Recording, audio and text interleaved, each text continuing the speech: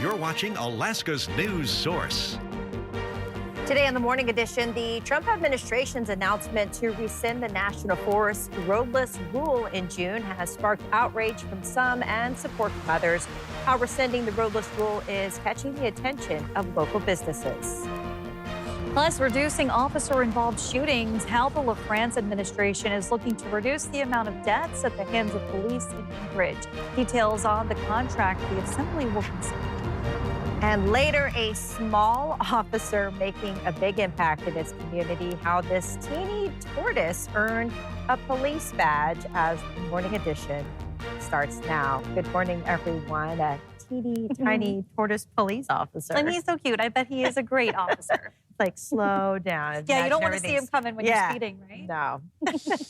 We are waking up this morning. We've seen some rain showers across South Central. Those really began to build in late yesterday evening, leading to some wet sidewalks and roadways this morning. Very light accumulation has occurred with many locations that did manage to tap into some of that rainfall, amounting to less than 1/10 of an inch of that rain accumulation. We are waking up this morning to those temperatures sitting right around 53 degrees. Winds, for the most part, remaining fairly light across South Central. Now, as you head out towards western Alaska, this is where we continue to favor some of those stronger wind speeds. You can see temperatures across South Central, upper 40s, lower 50s, still holding on to some cloud coverage for the first part of the day, but give it some time. We will see the return to some sunshine throughout the late afternoon and evening hours, but we're largely expected to see the first half of the day holding on to those cloudier conditions. We've got some rain showers out towards eastern parts of Prince William Sound. We've been holding on to on and off rain showers through parts of the Anchorage Bowl and into the valley. This comes from a band of some showers that continues to taper off that are pushing through parts of the Matsu Valley as well as here into the Anchorage Bowl. And you can see how it quickly beginning to taper off this morning. Still seeing some of those hit or miss shower opportunity. You can see just east of Wasilla out towards Palmer, Sutton, as well as out towards Eagle River, Chugiak. You can see parts of the Glen Highway waking up to some of those spotty to isolated showers to start off your Tuesday morning. Largely expecting a return to some drier conditions later today, though. You can see we've already got upwards of 1/10 of an inch of rain here in Anchorage, a few hundredths of an inch of rain through the valley, while we've seen even more rainfall as you head out west. This is where we have that potential for over an inch of rain accumulation looking likely. While wet weather continues out west, we'll still see some showers in the forecast across South Central, more so for coastal areas. I'll have more on that in that 7-day forecast coming up. In today's top story, Alaska is approaching nearly 1 million acres burned so far this wildfire season, but activity has quelled enough to reduce the risk. The state is dropping its wildfire preparedness and response to a level 4 after it was previously at the highest level 5. The Division of Forestry says recent rain improved fire conditions in the interior to give way to the change. But that doesn't mean firefighters are letting their guard down. Taking a look at the Alaska Wildland Fire dashboard, there are currently 250 active fires, 19 of which are staffed, and more than 883,000 acres torched. One of those fires, the 98 fire, is still very active. The Northern Fire Line remains a top priority because of how close it is to military infrastructure. Teams from the U.S. Forest Service and Big River crews worked along the southern edge Monday. Helicopters were used to supply and water drops. While some areas have been getting some relief, some communities near the Nenana Ridge Fire are still under evacuations. The U.S. Secretary of Agriculture announced a repeal of the Forest Service's Roadless Rule last month, saying that it opens the path to large timber harvest and reduced wildfire risks. Joe Allgood spoke to those on both sides of the argument, with some concerned about the economic impacts. Those magical places could become few and far between. Hunter McIntosh is one of many Southeast Alaskans who rely on the tourism industry for income. The number one driver of the economy is tourism. People want to see wilderness. That's why they go to Alaska. Now McIntosh fears a repeal of the Roadless Rule would damage business prospects. Seeing huge swaths of sides of mountains completely clear-cut and then left is not something that most tourists expect or want to see. But for those in Alaska who rely on timber for their livelihood, they say the state of the industry in Alaska is, quote, dire. The industry has become so small that if we don't make a change, then these mills have no way to survive. Located on Prince of Wales Island, Viking Lumber is one of the largest and last few remaining sawmills. They say that repealing the Roadless Rule is a step forward, but the Forest Service is nowhere near providing enough timber to meet market demand. It is their obligation to do that. They are the largest landowner, and our industry relies on the largest landowner to supply our mill and all of the other micro mills or mom and pop mills on our island. Without a major sale in the next few years, Dahlstrom fears they may not stay open. And while environmental groups may oppose larger harvests, she says the industry has changed in recent decades. We want what we've been doing. It is a sustainable and renewable business. Others remain doubtful. I think it's a farce to say that by removing the Tongass from the roadless and opening up timber sales is going to create a massive growth in the economy and a massive amount of jobs in Southeast Alaska. Joe Allgood, Alaska's news source. In an effort to reduce the number of officer-involved shootings in Anchorage, the LaFrance Administration is looking to award a contract to an out-of-state company to assess APD's policies, training, and tactics related to use of force. Since May of last year, Anchorage has experienced 13 officer-involved shootings, 8 of which were fatal. The shooting that drew arguably the most attention was the death of 16-year-old Easter Leafa in August of last year. She was shot in her home after police say she refused to drop a knife. Leafa's death sparked protests and demand for change. The city has selected a Chicago-based company to perform a 6-month review of the department. It will wrap up with recommendations for change. Anchorage Police and the police union say they support the review. APD says the contractor can begin work as soon as the contract has been approved by the Anchorage Assembly. An inmate at the Anchorage jail is dead after charging at correctional officers who restrained him following a fight with another inmate Friday. That is according to the Department of Public Safety. Troopers say 53-year-old Jeffrey Foreman became unresponsive shortly after being put in leg restraints. Correctional staff and fire department personnel attempted life-saving measures but were unable to revive him. The Department of Corrections says Foreman had been in custody for 5 days on charges of assault and driving under the influence. The Alaska Bureau of Investigation is investigating his death. The DOC says foul play is not suspected.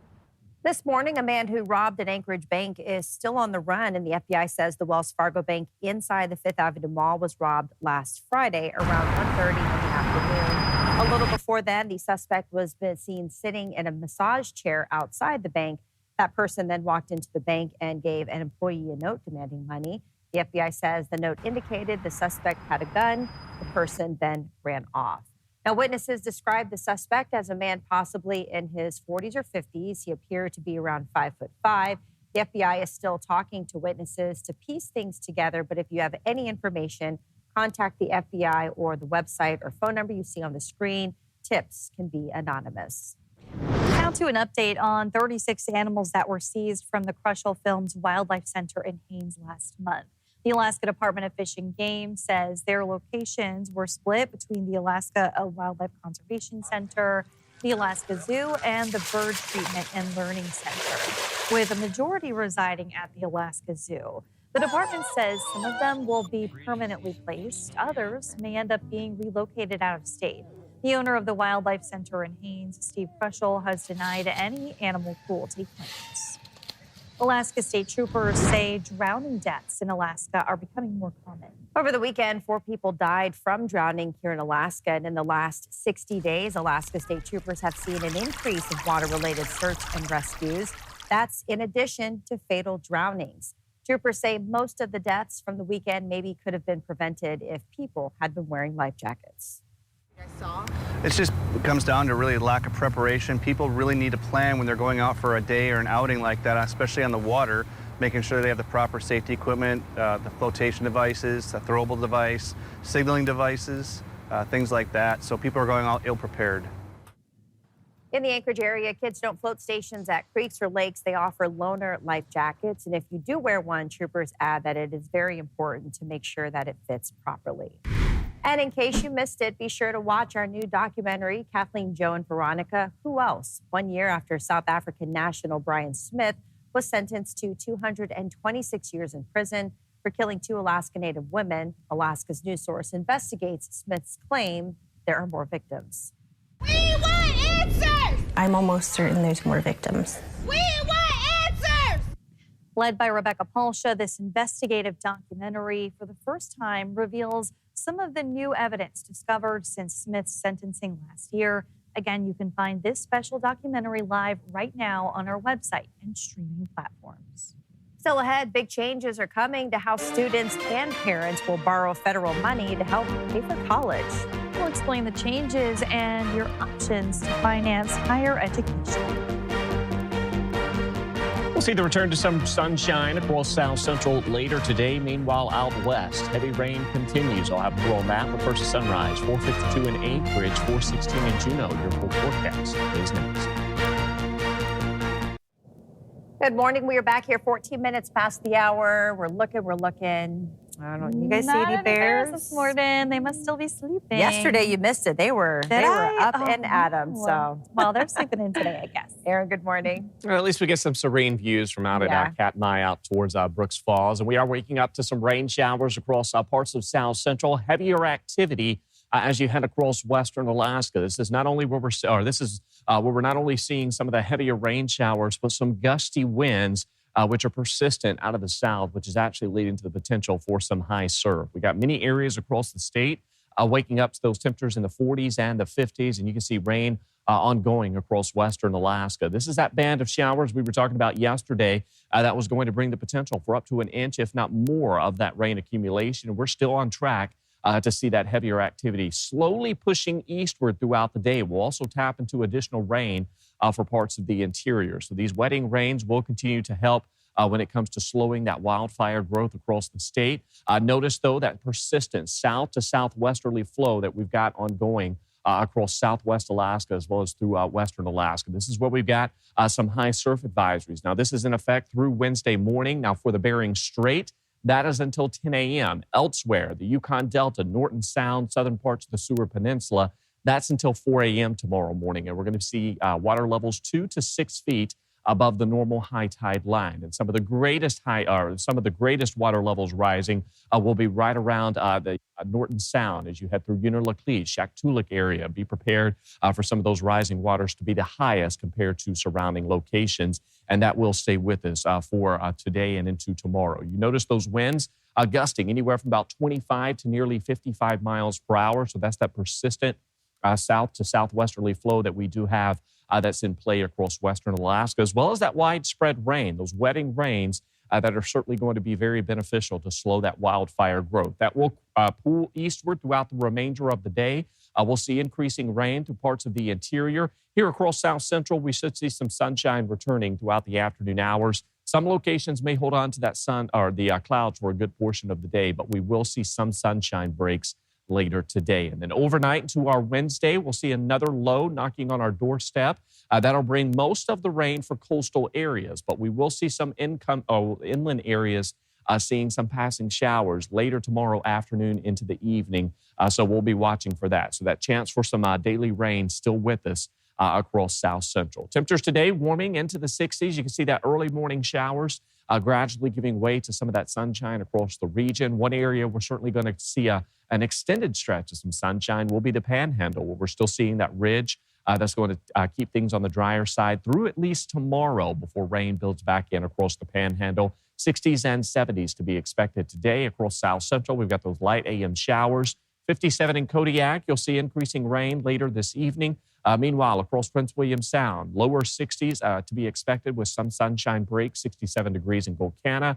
You can see the valley warming into the low to mid 60s later this afternoon. While we can't rule out a few areas holding on to that cloud covers through most of the day, the rain showers will taper off later this morning. 64 in Anchorage as well as Girdwood, that 7-day forecast. We are watching that chance for some showers tomorrow, and then we kind of dry out to close out the week with temperatures warming into the mid to upper 60s.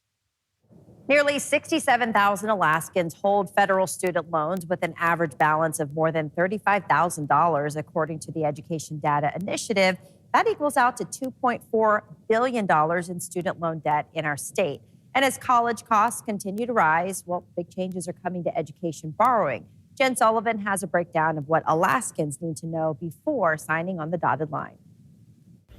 The average cost of college tuition and fees at public institutions has risen about 141% over the last 20 years.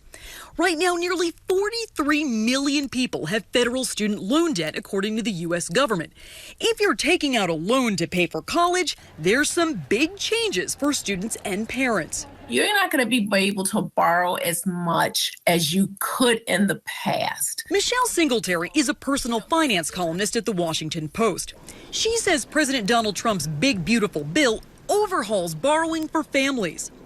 Under the Parent Plus program, parents will be able to borrow only $20,000 per year or $65,000 total per undergraduate student in federal loans. I've dealt with a lot of students and parents who have borrowed way too much for college. Under the Repayment Assistance Plan, borrowers who take out loans after July 1st of 2026 will be allowed to pay based on income. There's sort of a new standard payment, which will give people some people longer to pay the loans, which means their monthly payments will be lower, but you're going to pay more in interest. Borrowers whose federal student loan interest payments were halted under the Biden administration will now have to pay that interest beginning August 1st. That break is ending, and you need to get in contact with your loan servicer as soon as possible. There are other ways to get financial help besides federal loans. Some of those options include scholarships, grants, and work-study jobs. For Consumer Watch, I'm Jen Sullivan.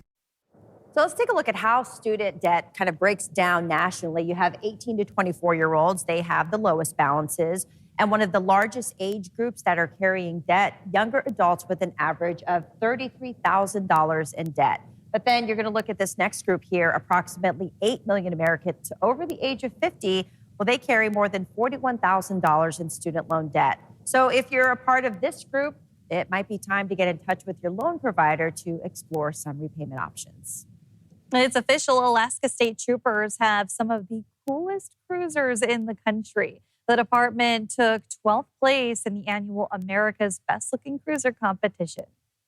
If you think about it, how small of a community that we have in Alaska compared to some of these other states that have, millions of people in their cities, it's pretty cool that we won. Now, this is the photo that earned the department more than 8,000 votes. For the first time, Alaska State Troopers will be featured in next year's American Association of State Troopers Best Looking Cruiser calendar. And Captain Eric Spitzer says it's been a morale boost within the department. So they made it. I mean, yeah, how cool is that? And the mountains, yeah, nice touch. Thanks for listening to our podcast. Click subscribe so you can get the latest podcasts from Alaska's news source automatically and stay up to date with breaking news and in-depth reporting available for free 24/7 with the Alaska's news source app.